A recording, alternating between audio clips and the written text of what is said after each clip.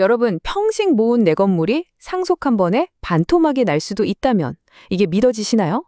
오늘 급변하는 대한민국 부동산 세금의 새로운 규칙, 그리고 그 속에서 내 자산을 지키기 위한 생존 전략의 핵심을 아주 명쾌하게 정리해드리겠습니다. 자, 오늘 이야기는 바로 이 문장에서 시작해 볼까 합니다. 원본 자료에 나오는 아주 강력한 경고인데요. 이 한마디가 지금 부동산을 가진 분들이 마주한 현실의 무게를 그대로 보여주고 있죠. 이게 그냥 겁주는 말이 아닙니다. 자칫 잘못하면 내 재산의 절반이 더 이상 내 것이 아니게 될 수도 있다는 뜻이니까요. 새로운 정부가 들어서면서 부동산 세금 정착에 새로운 바람이 불기 시작했습니다. 한마디로 부동산을 가진 분들에게는 세금 규칙이 훨씬 더 깐깐해지고 무거워진다는 신호탄이었죠. 그래서 세무 전문가들이 하는 얘기가 똑같습니다. 사전 계획은 이제 선택사항이 아니라 생존을 위한 필수 조건이라는 거죠. 원본 자료에서도 계속 강조하는데요. 미리 준비했느냐 안 했느냐 이 차이가 나중에 내야 할 세금을 말 그대로 몇 배, 몇십 배까지 벌려놓을 수 있습니다. 현재 부동산 소유주들은 크게 세 가지 방향에서 동시에 압박을 받고 있습니다. 바로 양도소득세, 상속세, 그리고 취득세. 이른바 세금의 삼각편대가 우리를 옥죄해 오고 있는 거죠. 이 세 가지 압박, 뿌리를 쭉 따라가 보면요. 결국 딱 한 가지, 거대한 변화로 기결됩니다. 그게 뭐냐? 바로 정부가 부동산의 가치를 매기는 계산기 자체가 완전히 바뀌었다는 겁니다. 이게 바로 모든 문제의 시작점이에요. 예전에는 기준시가라고 해서 정부가 정해준 좀 낮은 허들을 넘으면 됐거든요. 근데 이젠 그게 아니라 실제 거래되는 가격에 가까운 감정평가액이라는 아주 높은 벽을 넘어야 하는 겁니다. 세금 계산의 출발선이 아예 달라져 버린 거죠. 실제 사례를 한번 볼까요? 원본 자료에 나온 신문 기사인데요.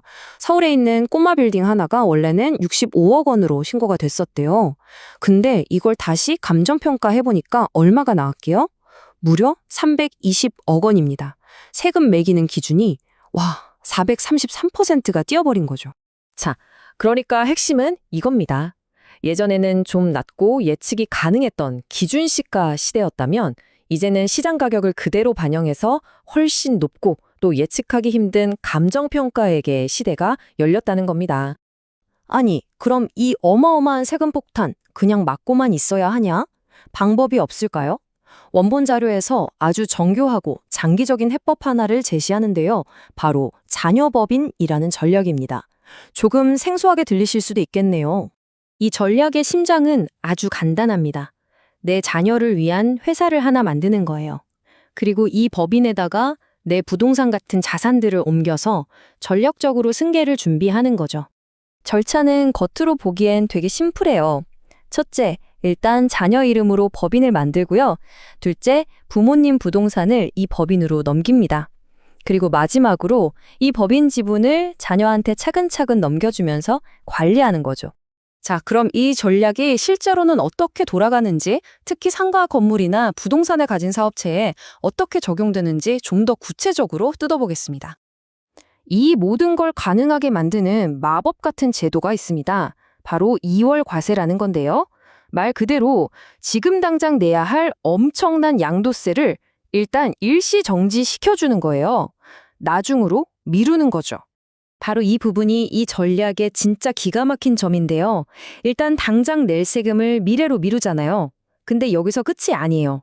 더 놀라운 건 이 나중에 낼 세금이 회계장부에는 빚, 즉 부채로 잡힌다는 겁니다.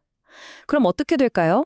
회사에 빚이 있으니까 당연히 회사 주식 가치는 떨어지겠죠. 결국엔 더 싼 값에 더 적은 증여세로 자녀한테 주식을 넘겨줄 수 있게 되는 겁니다. 와, 이거 정말 일석이조, 아니 일석삼조 아닌가요?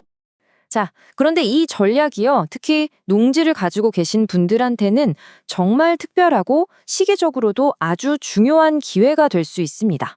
이 타임라인을 잘 보셔야 해요. 지금은 농지를 넘길 때 세금 감면 혜택이 있긴 한데 연간 1억 원이라는 한도가 딱 걸려 있어요. 그런데 곧 아마 2027년쯤으로 예상이 되는데 법이 바뀔 가능성이 아주 높습니다. 그렇게 되면 이 한도가 아예 사라지고 전액 2월 과세로 바뀌는 거죠. 그러니까 원본 자료의 조언은 뭐냐? 지금 당장 서두르지 말고 이 법 개정을 기다리는 게 훨씬 더 유리한 게임이 될 수 있다는 겁니다.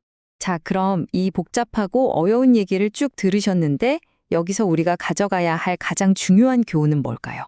가장 중요한 건 이게 무슨 하루아침에 뚝딱 해치우는 그런 잔꾀가 아니라는 점입니다. 원본 자료에서도 계속 강조하는데요. 이건 마치 체스 게임 같아요. 최소 5년, 그 이상을 내다보고 아주 신중하게 계획하고 실행해야만 성공할 수 있는 장기 플랜이라는 거죠. 물론 세금 제도는 앞으로도 계속 바뀔 겁니다. 오늘 말씀드린 이 방법이 유일한 정답이 아닐 수도 있고요. 하지만 변하지 않는 단 하나의 질문이 있습니다. 평생 일군 내 건물의 절반을 세금으로 뺏기지 않기 위해서 여러분의 5년 그리고 10년 뒤의 계획은 무엇입니까?